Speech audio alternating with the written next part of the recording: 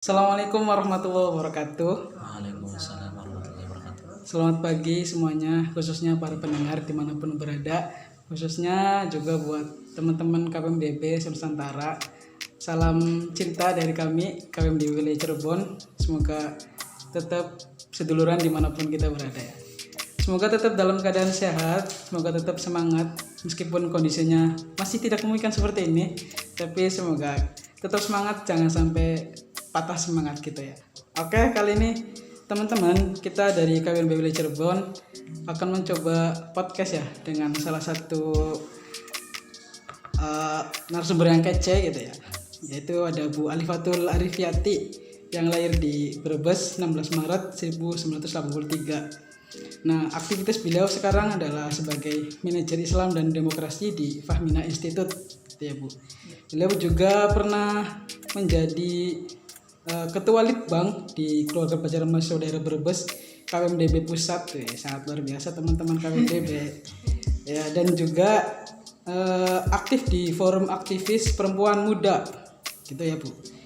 Dari 2016 sampai sekarang ya. Nah, kita juga di sini bersama Mas Adik. Mas Adik ini Ketua Umum KPMDB Wilayah Cirebon gitu. Di periode sekarang gimana Mas kabarnya? Alhamdulillah, kabar pada kali ini sangat-sangat baik sekali. Terus kira-kira kita mau ngomongin apa nih Mas? Enaknya nih. Ini di masa pandemi seperti saat ini, kegiatan-kegiatan yang sangat-sangat dibatasi oleh pemerintah. Namun pada kenyataannya KPMDB khususnya wilayah Cirebon ini tidak berhenti dalam berinovasi, dalam berkreasi dan lain sebagainya, dalam memunculkan karya-karya, salah satunya ini yaitu podcast kali ini, dimana podcast pada kali ini yaitu akan sedikit membahas tentang hak asasi manusia. Jadi seperti itu sih. Siap. Baik, ini kita langsung ke narasumbernya aja nih. Ibu Alifatul Arifiyati, apa kabar Bu? Alhamdulillah baik kabarnya. Kita mohon maaf ya Bu, kita mencoba mewawancari Ibu. Nah, khususnya kita di momen kali ini itu bertepatan dengan event KPMDB 2 Gawe Bu. Nah, KPMDB 2 Gawe itu merupakan event di mana kita kan banyak program kerja tuh Bu. Nah, kita dikolaborasikan menjadi satu event yang kece gitulah menurut kita. Nah, di kali ini, kesempatan kali ini kita ada rangkaian acara itu tentang podcast. Nah, podcastnya itu dari teman-teman panitia itu pengen tentang HAM gitu. Nah, selanjutnya mungkin kita akan coba menggali-gali tentang HAM gitu ya Bu. Oke, dari Bu dulu lah, apa sih Bu yang perlu teman-teman tahu tentang HAM gitu Bu? Iya, HAM itu singkatan hak asasi manusia ya. Nah ini tuh di Indonesia sendiri kita sudah punya undang-undang tentang hak asasi manusia itu nomor 9 tahun 99, nomor 39 tahun 99. Nah, undang-undang tentang undang-undang tentang hak asasi manusia ini sebenarnya merupakan konvensi kesepakatan dari bangsa-bangsa di Perserikatan Bangsa-Bangsa. Jadi secara internasional itu ada kesepakatan bersama, yaitu biasa disebut dengan DUHAM atau Deklarasi Umum Hak Asasi Manusia. Nah, Indonesia itu menjadi salah satu negara yang menandatangani kesepakatan itu. Jadi nilai-nilai yang ada itu harus kalau negara itu menandatangani itu berarti negara tersebut berkewajiban untuk menerapkannya di negaranya masing-masing. Nah, maka Indonesia juga melakukan itu. Namanya biasanya kalau kesepakatannya itu kan disebut dengan konvensi internasional. Nah, kalau konvensi internasional itu diterapkan di dalam negaranya itu biasanya disebut ratifikasi gitu. Jadi di Indonesia itu sudah meratifikasi dengan adanya undang-undang tentang hak asasi manusia itu nomor 39 tahun 99. Itu sih sejarah soal hak asasi manusia di Indonesia ya, sejarah secara hukumnya gitu. Nah, kalau hak asasi manusia itu sendiri seperti apa sih? Sebenarnya hak asasi manusia itu adalah hak-hak dasar gitu. Hak-hak dasar atas kebebasan yang melekat pada setiap individu gitu, yang melekat pada setiap individu yang itu dihormati, dilindungi gitu oleh negara gitu. Jadi kalau misalnya ada misalnya kan kalau Indonesia kan secara konstitusinya gitu ya, secara konstitusinya kan udah berjanji nih sebagai negara Indonesia kita akan memberikan apa kepada warganya gitu, misalnya hak hidup, hak pendidikan dan sebagainya. Itu terkatub dalam konstitusi kita, yaitu Undang-Undang Dasar 1945 gitu. Jadi itu artinya hak warga negara Indonesia semuanya ada di situ gitu. Jadi nggak kan di dalam Undang-Undang 1945 kita itu kan nggak ada semuanya kan termaktubnya setiap warga negara gitu ya, setiap warga negara berhak gitu. Jadi itulah haknya gitu, hak semua warga negara, itulah hak setiap warga negara, nggak pandang dia laki-laki, nggak pandang dia perempuan, nggak pandang dia anak, nggak pandang dia transgender misalnya, nggak pandang dia miskin, nggak pandang dia kaya, dia punya hak yang sama gitu di mata undang-undang gitu. Itu yang disebut dengan hak asasi manusia. Jadi hak dasarnya gitu, hak dasar manusia itu apa? Ya berarti kalau misalnya negara kita mengakui tentang HAM, berarti kita sebagai warga negara harus juga mematuhi ya Bu tentang HAM. Iya, betul. Soalnya ya bagaimanapun juga Indonesia merupakan yang menjunjung tinggi hak asasi manusia. Seperti itu ya Bu. Betul. Terus kalau misalnya kan dewasa ini tuh banyak konflik-konflik yang terjadi tentang mengatasnamakan HAM gitu. Bagaimana Bu? Cara kita merespon pelanggaran-pelanggaran itu gimana sih Bu misalnya gitu? Konflik yang terjadi kayaknya misalnya gimana? Misalnya yang jauh-jauh ini dewasa ini yang terjadi itu kayak konflik antara selebritis dengan ormas gitu. Itu termasuk melanggar HAM nggak sih Bu? Gitu?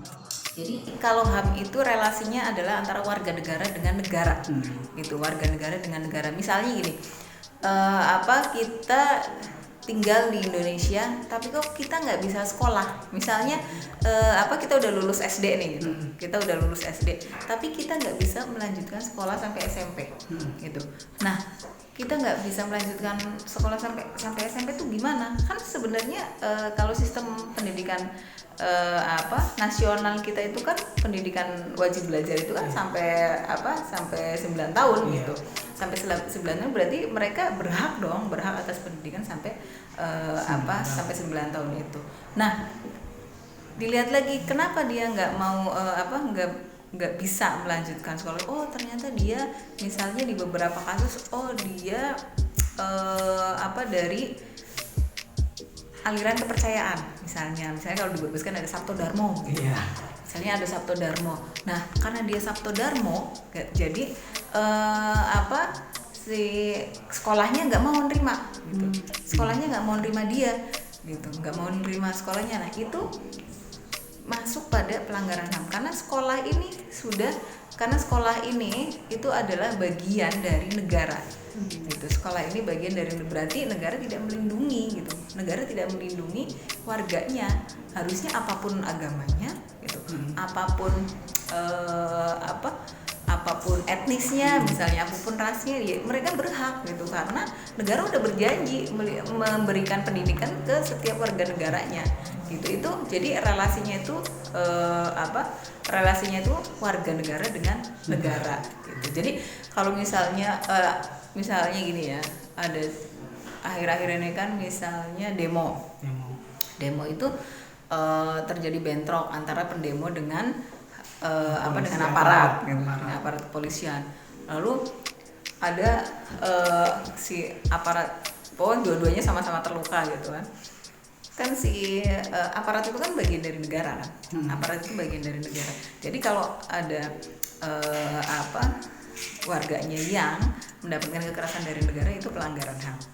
Nah, kemudian aparatnya bilang gini, kalau ada warga yang kena pukul kita pelanggaran, ya kita juga dipukul sama mereka, pelanggaran HAM dong gitu.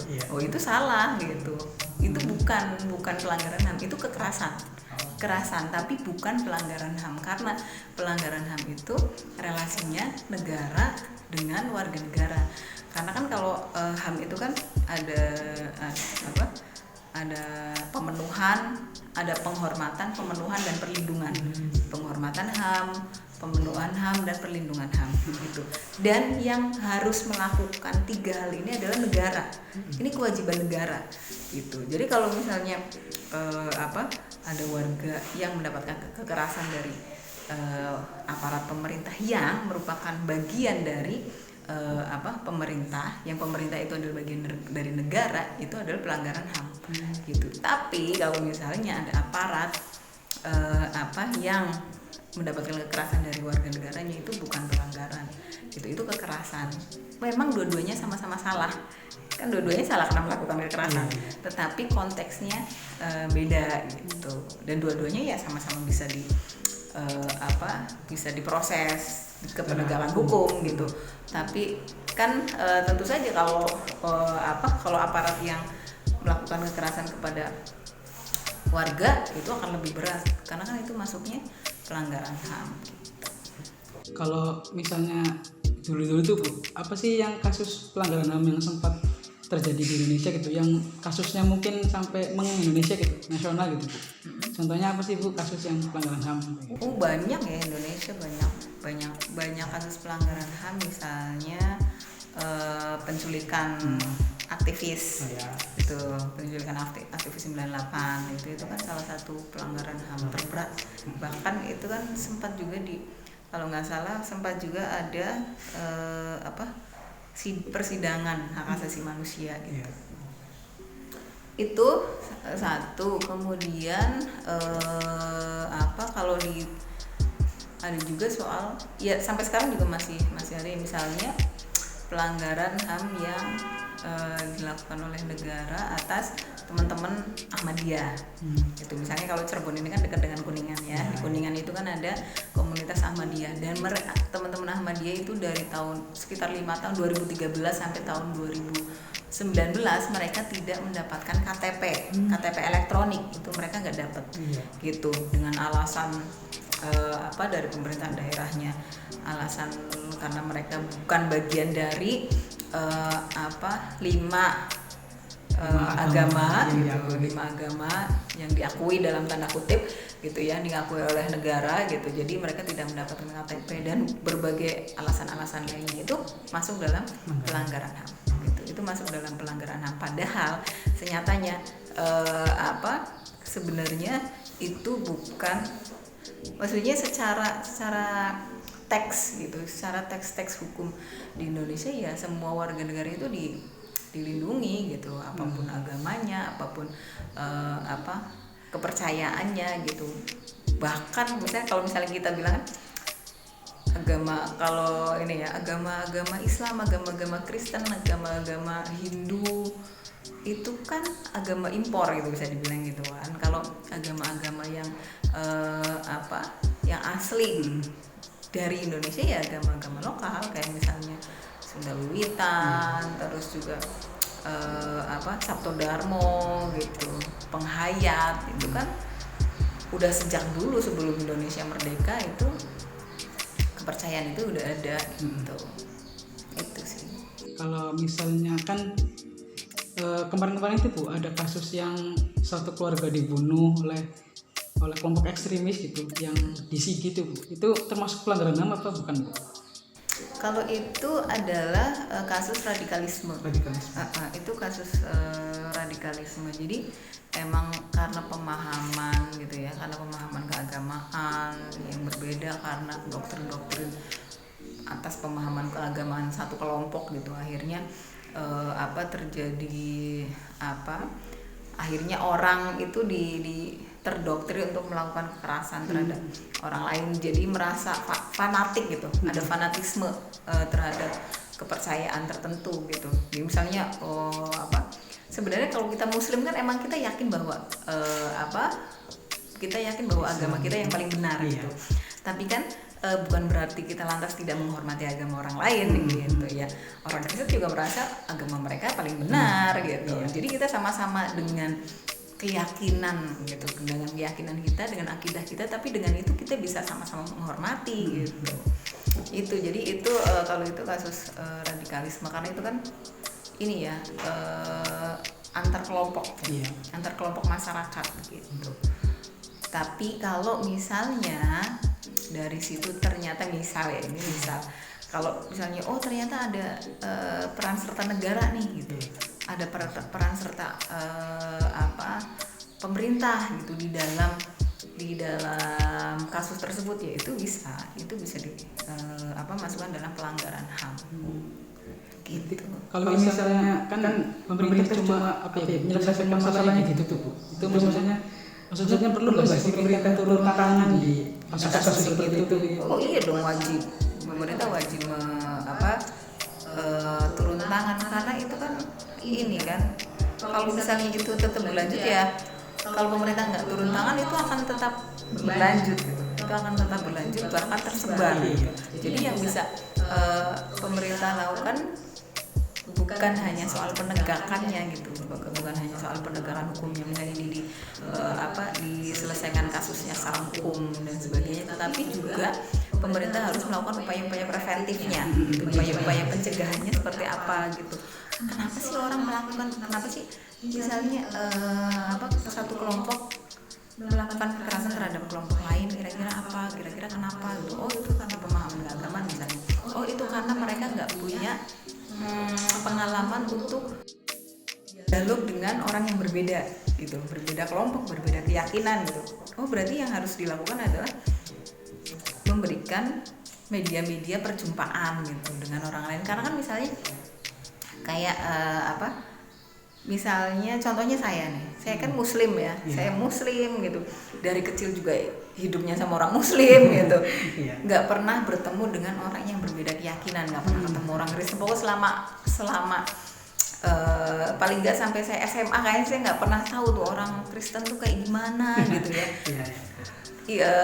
Terus juga, nah itu baiknya saya itu tinggal di sebuah desa yang cukup kental NU dan Muhammadiyahnya gitu. Jadi kan udah pernah lah merasakan yang namanya keragaman gitu. Jadi udah biasa, mereka nggak tahlil, kita tahlil biasa aja gitu, nggak bentrok gitu, walaupun ada desas-desus dia mah nggak kayak gitu kan. Sampai musola juga satu gang ada 2 musola, satunya Muhammadiyah, satunya NU gitu. Itu kan artinya saya punya pengalaman keberagaman gitu, pengalaman memiliki sesuatu yang berbeda dengan orang lain. Coba bayangkan misalnya kita yang dari kecil gitu ya, dari kecil tidak pernah mengalami keberagaman itu gitu. Misalnya keluarga NU ya dari dulu NU gitu, keluarga Muhammadiyah terus nggak pernah ketemu. Jadi homogen terus hidupnya. Jadi ya mereka akan kaget gitu. Misalnya loh, kok dia nggak sholat atau ibadahnya nggak ke masjid gitu, loh dia gini kok gitu kan. Orang saya yang mengalami keberagaman aja, misalnya saya ingat ibu saya tuh nonton TV gitu ya, ibu saya nonton TV terus lihat kan artis-artis ya, artis dia cantik banget tapi saya yang Kristen gitu.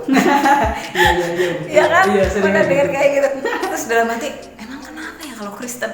Tapi kan nggak bisa, maksudnya karena nggak terbiasa dialog gitu ya. Ya udah ibu saya ngomong kayak gitu ya diem aja gitu. Tapi kan setelah kuliah kebetulan masuk organisasi, kemudian organisasinya bikin acara di gereja. Itu kan bikin kaget juga. Ternyata gereja tuh kayak gini gitu. Terus waktunya sholat, ternyata bisa sholat di dalam gereja gitu, dikasih tempat kayak gitu kan. Orang Kristen tuh ibadahnya di sini. Orang Kristen tuh baik ya, kita mau sholat di sini disiapin gitu. Jadi kan ada pengalaman perjumpaan dengan orang lain gitu. Bayangkan orang-orang yang nggak pernah, orang-orang yang nggak pernah ketemu langsung, orang-orang yang nggak pernah terlibat langsung, lalu mereka mendapatkan masukan-masukan yang jelek, misalnya orang Kristen ternyata mereka gini-gini, orang Kristen. Jadi karena kita nggak pernah tahu, nggak pernah ketemu langsung gitu ya, jadi begitu. Jadi ketika suatu saat kita ketemu orang yang berbeda, kita merasa dia nih yang kayak gini. Jadi yang muncul adalah prasangka dulu gitu. Itu jadi kenapa penting soal pencegahan radikalisme itu juga penting soal pencegahan begitu, dari mulai pemahaman keberagaman, pemahaman toleransi, pemahaman perdamaian. Karena kalau orang sudah memiliki perspektif soal toleransi gitu, pemahaman soal keberagaman, pemahaman soal pluralisme gitu ya, mereka nggak akan kaget gitu. Mereka nggak akan kaget ketika ketemu orang yang berbeda gitu. Kalau misalnya ada yang ngajakin ayo ngaji misalnya, ada yang ngajakin ayo ngaji, tapi pas di pengajiannya sang mubalignya gitu atau gurunya tuh bilang jangan kita berteman dengan orang-orang yang berbeda dengan kita misalnya itu kan kita akan secara kesadaran kritis kita kan akan ini ya, loh perasaan aku punya teman Kristen dia baik-baik aja kan gitu. Tapi kalau orangnya nggak pernah ketemu orang yang berbeda kelompok, diomongin kayak gini, oh iya bener ya gitu, jadi ngikutin aja gitu, nggak punya kesadaran kritis gitu sih kalau menurut saya. Berarti emang penting lah upaya pemerintah buat pencegahan juga ya Bu, terhadap tindakan-tindakan yang mungkin radikal gitu ya. Iya. Bagaimana Mas Adik, ada yang ingin ditanyakan tidak terkait ini? Terkait ini ya, HAM yang terjadi di Indonesia ini, saya kira kasus-kasusnya sudah mulai menurun dari tahun ke tahun, khususnya di tahun 2020 ini. Namun ada hal yang pengen saya tanyakan. Yang pertama terkait HAM. HAM secara bahasa merupakan singkatan dari hak asasi manusia, di mana hak ini melekat pada setiap dasar individu, dan hak ini melekat sejak lahir, merupakan pemberian dari Tuhan. Dan di dalamnya itu ada yang namanya hak untuk mengemukakan pendapat. Di sisi lain juga hak untuk memeluk kepercayaan. Dan seperti yang telah disinggung tadi bahwa kita boleh berpendapat, namun ada sekat yang sekiranya kita harus batasi agar hal tersebut itu tidak menyinggung etnis lain gitu ya Bu ya. Bagaimana sih cara kita ketika mau mengemukakan pendapat itu tidak serta-merta menyinggung etnis lain gitu, yang sekiranya akan menimbulkan konflik di suatu hari. Ya jadi hak asasi manusia juga ini ya, ada yang biasanya kalau dalam hak asasi manusia biasanya kita nyebutnya derogative rights sama non derogative rights. Jadi hak asasi manusia yang itu nggak bisa diutak-atik, itu harus. Tapi ada yang hak asasi yang misalnya itu bisa dibatasi oleh hak orang lain gitu. Jadi misalnya kalau hak hidup itu nggak bisa, itu non derogatif gitu. Jadi mau gimana pun, mau situasi apapun, hak hidup itu harus gitu. Begitu juga hak beragama, berkeyakinan, itu masuknya non derogatif. Jadi itu mau nggak mau, karena setiap orang itu berhak atas keyakinan keagamanya, ya kita nggak boleh maksa gimana pun caranya gitu. Nah, salah satu yang derogatif itu adalah hak berpendapat. Hak berpendapat itu ketika kita menyampaikan pendapat, kita juga harus melihat ada hak orang lain untuk menyampaikan pendapat gitu. Nah, jadi tentu saja kita dalam menyampaikan pendapat juga jangan sampai yang pertama adalah jangan sampai menyakiti orang lain gitu. Jangan sampai menyakiti orang lain, itu prinsipnya. Kalau kata Kiai Husain itu kan kalau misalnya kamu nggak suka dibilangin kayak gitu, ya kamu jangan ngomong kayak gitu, intinya kan gitu. Nah, kamu adalah aku yang lain. Misalnya kalau kamu nggak suka disakiti, ya jangan nyakiti orang lain gitu, intinya sih begitu gitu cara berpikirnya. Nah, kemudian tadi saya mau bilang apa ya, soal ya intinya seperti itu sih. Gimana kalau misalnya kita berpendapat jangan sampai menyinggung gitu ya. Oh iya, aku mau bilang gini, hak berpendapat itu jangan sampai kemudian itu melahirkan ujaran kebencian gitu. Jangan sampai itu melahirkan ujaran kebencian, karena misalnya kan kita tahu sendiri ya di medsos gimana, misalnya ada tokoh-tokoh yang ngomong bla bla bla bla bla, ya itu hak dia. Tapi kalau sudah menyangkut pada ujaran kebencian gitu, itu udah bisa diperkarakan gitu. Itu sudah masuk pada udah bisa masuk ranah hukum gitu, bahkan bisa masuk pada ranah pidana kalau misalnya ujaran kebenciannya itu mempengaruhi orang lain melakukan kekerasan gitu. Misalnya jangan apa sih,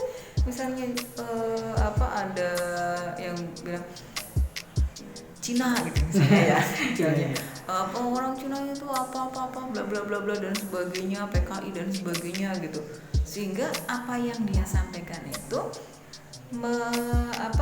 mempengaruhi atau membuat orang lain untuk melakukan kekerasan terhadap kelompok itu, kelompok yang disebut gitu. Wah, ini yang dibilang sama tokoh itu tuh, ini yang dibilang sama ini nih. Jadi akhirnya misalnya kayak tahun 98 pas krisis moneter itu salah satunya penyebabnya adalah ujaran kebencian, karena ada kelompok-kelompok yang melakukan melakukan campaign gitu ya, black campaign gitu soal kelompok-kelompok tertentu, yang akhirnya banyak kelompok-kelompok minoritas terutama Cina Tionghoa yang mereka kan banyak kalau misalnya toko terus diambil penjarahan gitu, itu kan terjadi penjarahan besar-besaran waktu 98 itu. Bahkan perempuannya kan diperkosa secara massal gitu, anak muda bahkan perempuan yang tuanya gitu. Itu karena apa? Ya karena ujaran kebencian itu salah satunya gitu. Jadi makanya ketika kita misalnya menyampaikan sesuatu itu harus benar-benar, walaupun itu hak kita untuk menyampaikan pendapat gitu, tetapi kita harus yakin bahwa apa yang kita sampaikan itu tidak menyakiti orang lain atau tidak membuat orang lain termotivasi gitu ya, termotivasi melakukan kekerasan terhadap orang lain gitu Mas Adi. Udah menanyakan lagi nggak? Untuk terkait HAM mungkin segitu aja dari saya. Iya Bu, tadi kan menyangkut tentang ujaran kebencian itu Bu. Nah, ujaran kebencian kan banyak terjadi di media sosial gitu ya. Khususnya kita yang muda-muda gitu kan sering dengar tuh berita-berita yang kayak gitulah. Iya. Gimana sih peran pemuda agar terhindar dari misalnya ujaran kebencian dan lain sebagainya gitu? Ya, yang harus kita lakukan adalah be positif ya di dalam bermedia sosial gitu. Kalau misalnya kita mendapatkan informasi media sosial kan cepet banget ya, per detik gitu, per detik cepet banget. Dan apalagi sekarang kan kalau orang-orang bilang ini eranya post truth gitu. Jadi kalaupun informasi itu salah, tetapi informasi itu dikirim banyak orang dan dikirim berkali-kali, kita merasa bahwa itu kebenarannya gitu. Itu era post truth tuh seperti itu, dan itu terjadi sekarang. Nah, maka yang harus kita lakukan adalah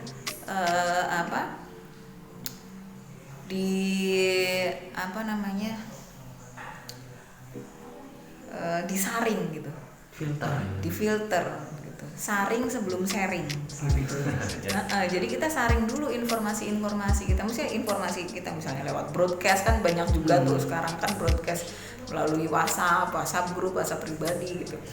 Nah, kita lihat dulu nih informasinya ini bener apa enggak gitu. Kalau misalnya kita nggak yakin informasinya ini benar apa enggak, udah mendingan berhenti di kita gitu. Cuman sekarang kan banyak ya informasi belum dan sebagainya. Anda harus mengirimkan ke 5 orang, jika tidak akan terjadi sesuatu kayak gitu kan. Nah, kadang-kadang kan bikin orang, waduh nanti kalau aku nggak sharing nanti gimana nih, nanti ada apa-apa gitu, nanti terjadi sesuatu gitu. Padahal ya itu sekedar broadcast aja gitu. Jadi itu harus berhenti di kita gitu, harus berhenti di kita. Kalau kita benar-benar kecuali kalau kita udah benar-benar ini udah benar infonya gitu ya, atau kita tanya dulu deh ke orang-orang yang, kalau misalnya kita di kontak list kita ada ahli misalnya ya, ketika kita menerima informasi sesuatu ya kita tanya dulu, ini benar nggak info ini gitu. Enggak itu salah, ya udah gitu. Oh itu benar, di share aja gitu, itu baru di share. gitu. Jadi sharing before sharing before sharing gitu. Itu sih. Jadi itu yang pertama. Kemudian yang kedua ya kita bikin konten-konten yang bagus. Nah ini salah satunya podcast kayak gini kan, hal-hal yang mencerahkan gitu ya. Berusaha mencerahkan, berusaha memberikan pengetahuan gitu, berusaha memberikan informasi yang baik kepada masyarakat gitu, terutama generasi Z sama milenial gitu. Itu sih informasi. Karena sampai saat ini kan media-media mainstream kita, media sosial kita itu kan media sosial, terus juga website itu kan masih banyak yang didominasi oleh kelompok-kelompok yang fundamental gitu. Misalnya adalah beberapa website yang mereka lebih banyak provokatif kayak gitu, atau misalnya bicara soal pandangan-pandangan keagamaan, mereka masih sangat bias gitu, masih sangat bias gender misalnya gitu. Nah makanya gimana caranya nih biar pemikiran kita juga ada gitu, pemikiran kita juga ikut pemikiran kita juga ikut menghiasi wajah media online kita gitu.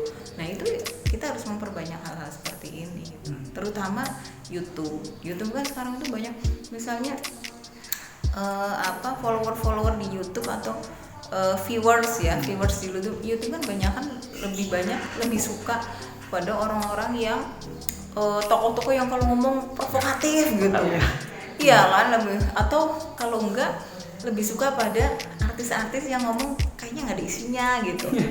Jadi ya kita harus meramaikan itu dengan meramaikan YouTube, media sosial, meramaikan media online dengan perspektif kita gitu. Jangan sampai masyarakat kita nggak punya akses terhadap pengetahuan yang alternatif gitu. Jangan sampai yang diterima, kalau misalnya mau lihat kalau mau melihat konten-konten Islami itu yang fundamental aja, tetapi konten-konten Islam moderat, konten-konten Islam progresif juga kita harus mulai dimasifkan gitu. Itu yang bisa kita lakukan. Jadi tapi menurut saya maksudnya anak-anak muda sekarang kan banyak juga ya yang concern pada isu-isu media konten gitu. Nah itu yang harus diasah, misalnya jangan sampai kontennya cuman konten curhat misalnya, kontennya cuman konten lucu-lucuan gitu, tapi juga ya lucu-lucuan boleh tapi diselipin dong gitu, diselipin perspektif gitu, diselipin kesadaran kritis. Terus juga misalnya kalau punya akun media sosial gitu ya boleh-boleh aja misalnya akun media sosialnya soal curhatan curhatan keluarga, curhatan pacar gitu. Tapi nggak apa-apa dong sesekali kontennya tentang tentang kesadaran kritis kita gitu. Apalagi kayak misalnya ini Desember itu biasanya media sosial mulai rame, boleh ngucapin Natal nggak? Iya sih. Gitu. Iya. Boleh ngucapin Natal nggak? Ini biasanya mulai rame. Kita rame juga dong kalau kita punya perspektif, boleh kok ngucapin Natal gitu. Misalnya kita punya perspektif itu, ya kita kasih dong gitu. Kita bikin konten itu dong, atau kita di posting selemah-lemahnya iman ya gitu. Kita bikin posting aja gitu, posting di akun di status kita gitu. Terus setelah Natal kan ini ya tahun baru, merayakan tahun baru itu haram, syirik gitu kan. Itu media sosial itu biasanya momen-momen rame di media sosial itu, tiup trompet itu kayak tiup meniup sangkakala gitu kan, itu biasanya rame. Dan itu saatnya kita jadikan momen buat kita juga untuk memberikan kesadaran ke masyarakat. Baik Bu, sangat luar biasa sekali ya pembicaraan kita pada pagi hari ini. Oke Bu, terakhir mungkin pesan-pesan khususnya buat anak-anak KPMDB nih Bu, ada nggak Bu, supaya lebih aware tentang HAM gitu dan lain sebagainya gitu? Ya, kalau buat teman-teman KPMDB, karena kan teman-teman kan memang tinggal kalau saya sih pesannya ini ya, walaupun aku juga terserabut dari akarnya karena keluar karena kan nggak tetap tinggal di desa, tapi kalau saya sih berharap teman-teman selain bisa memajukan desanya gitu, itu ya kembali ke desa, membangun desa gitu, walaupun kayak misalnya aku tinggal di sini juga masih tetap banyak kegiatan juga di Brebes gitu misalnya. Nah itu bagaimana teman-teman bisa berkontribusi terhadap terhadap penghormatan dan pemenuhan serta perlindungan hak asasi manusia di Brebes. Itu sejauh mana sih misalnya pendidikan apakah warga Brebes itu udah semua mendapatkan haknya sebagai warga negara gitu, udah sekolah semua, atau kebebasan berserikatnya gimana gitu. Jadi kita juga bisa memantau gitu kali ya, bisa memantau sejauh mana pemenuhan hak asasi manusia di lingkungan kita terkecil gitu. Karena kan misalnya kalau apalagi sekarang kan di masa pandemi seperti ini, misalnya kita lebih sering di rumah gitu ya, lebih sering di rumah Brebes mungkin karena banyak juga pelanggaran yang terjadi, atau bukan pelanggaran, banyak kekerasan yang terjadi di ranah-ranah rumah tangga. Mungkin kita juga bisa membantu. Terima kasih Bu Sama-sama. Alifatul Arifiyati, sangat luar biasa sekali. Mas Adik ada pesan-pesan nggak sebelum? Ya, silakan. Terkait pembahasan tadi yaitu tentang hak asasi manusia yang tentunya di Indonesia ini memiliki keragaman, baik suku, ras, budaya, agama, percayaan dan lain sebagainya. Saya teringat salah satu kata-kata dari ulama kita yaitu Habib Lutfi, bahwasanya beliau pernah berkata, jadilah muslim atau jadilah hidup seperti air laut. Ratusan sungai itu mengalirkan air tawar dan kemudian bercampur dengan air laut, tapi ia tetap konsisten dengan keasinannya, dan air laut tidak akan pernah memaksa ikan yang di dalamnya untuk menjadi asin gitu. Artinya terjadi simbiosis, saling toleransi antara satu sama lain, dan hal itu yang sangat saya harapkan di warga Indonesia, khususnya para pemuda, kaum terpelajar gitu. Dan kemudian yang terakhir adalah pesan saya khususnya untuk seluruh mahasiswa, jangan jadikan pandemi ini sebagai hal yang menjadi penghambat bagi kita untuk berhenti dalam berinovasi, seperti yang saya katakan di awal, untuk berhenti dalam berkarya dan lain sebagainya. Jadikan pandemi ini sebagai tantangan agar kita bisa lebih berkarya dengan semaksimal mungkin. Saja mungkin. Ya, oke, terima kasih Mas Adik dan juga narasumber kita yang sangat luar biasa, Bu Alifatul Arifiyati. Sekali lagi terima kasih Bu. Mohon maaf banyak mengganggu waktu. Amin. Mohon maaf telah mengganggu waktunya. Oke. Kita kembali ke teman-teman yang sedang mendengarkan. Mungkin itu yang bisa kita sajikan di podcast kali ini teman-teman. Semoga bisa mendengarkan secara seksama dan semoga informasi yang telah kita sampaikan bisa teman-teman amalkan dan teman-teman kerjakan di kehidupan sehari-hari gitu, supaya lebih bermanfaat gitu. Jangan rebahan-rebahan terus gitu ya, teman-teman.